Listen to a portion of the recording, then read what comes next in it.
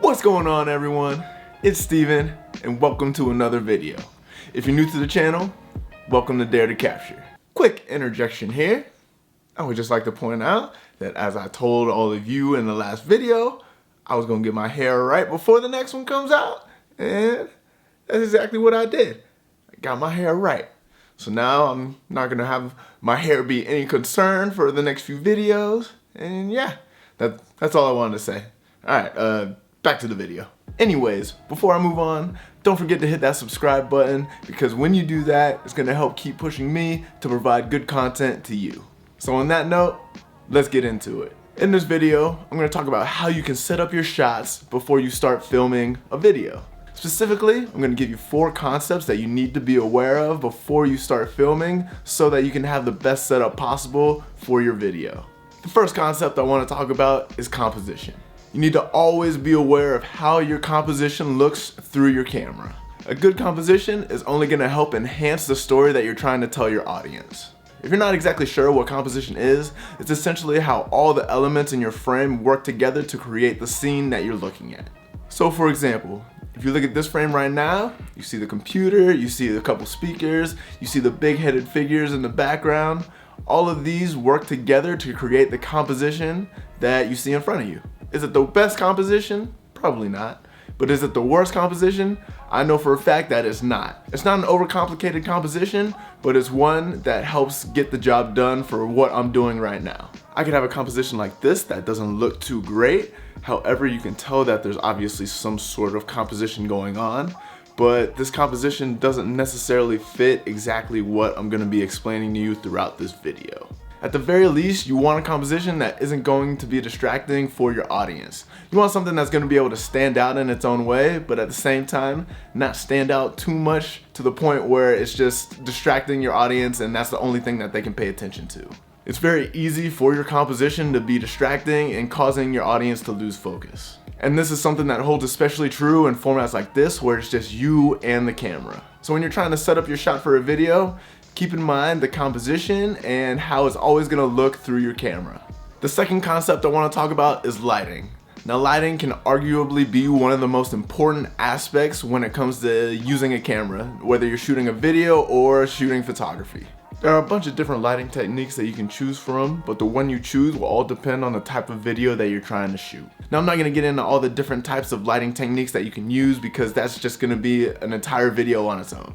I will tell you that lighting should always be at the forefront of your mind when you're setting up your shot for a video. When you have proper lighting, you're gonna be able to see everything you wanna see. When you have poor lighting, you're gonna be missing some crucial details that you probably wanna be seen in the video. Something that I always keep in mind when it comes to lighting is that good lighting is something that never really gets noticed, but bad lighting is something that gets noticed immediately. And trust me, your audience will let you know if that lighting is really, really bad. Sometimes your audience can be a bit ruthless, and that's understandable. They want to see good content, and lighting is something that goes into producing that good content. Now, getting good lighting isn't always going to be easy either. It may take a bit of trial and error before you find the right type of lighting for the video that you're trying to shoot. As you can see, if you feel like sunlight is going to always help you have the perfect lighting, that's not always going to be the case. Keep in mind that lighting is always going to be extremely important. You want to make sure that you always have the lighting that you need so that you can get your message across clearly. You need to also keep in mind that lighting plays a crucial role in setting the mood for your videos. So when you're setting up for your shot, if you have a certain mood that you want to get across in mind, you need to make sure that the lighting matches that.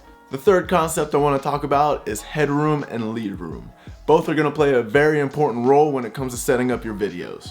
Headroom is the little bit of space that you leave above your subject's head in a video. If you can help it, you're gonna always wanna have at least a little bit of headroom above your subjects. By doing this, you're giving your subject a little bit of room to move up or down if they need to. Leaving too much headroom in your videos is just gonna be awkward, and not leaving enough headroom is just gonna mean that you're cutting off the top of your subject's head.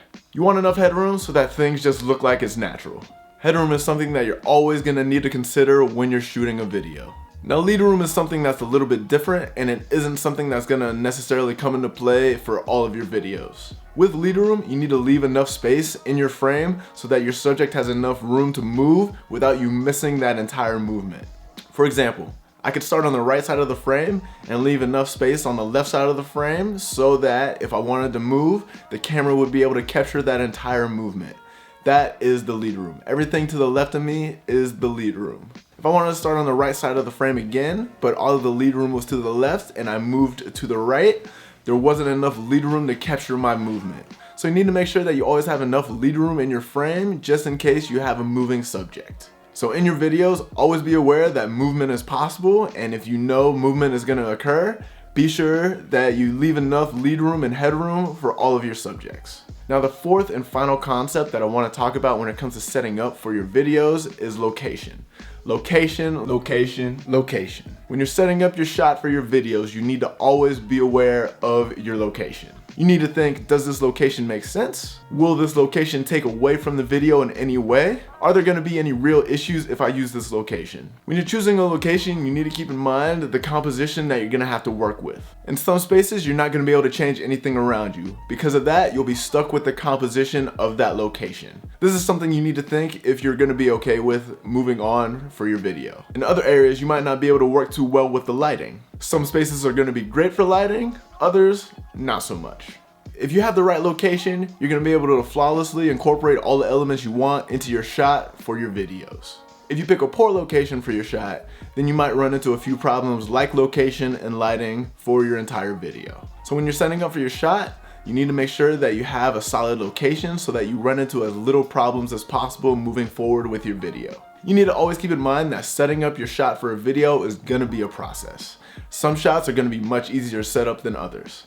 When you are setting up your shot, keep in mind the 4 concepts that I mentioned in this video. It's going to make things much easier for any video that you're trying to set up for in the future. The concepts I mentioned are also going to be things that could either make or break your video. And because of that, I can see how things could get a little frustrating for you if they don't work out perfectly the first time around. However, try not to let yourself get too frustrated, because if you keep working at it, things will fall into place the way they should and your vision for your video will come to light. I would love to hear some of your thoughts and ideas or things that go through your mind when you're trying to set up a shot for your video. Do they involve any of these concepts, or do they involve something completely different? Let me know in the comments below. And while you're scrolling down, be sure to hit that thumbs up button and like this video.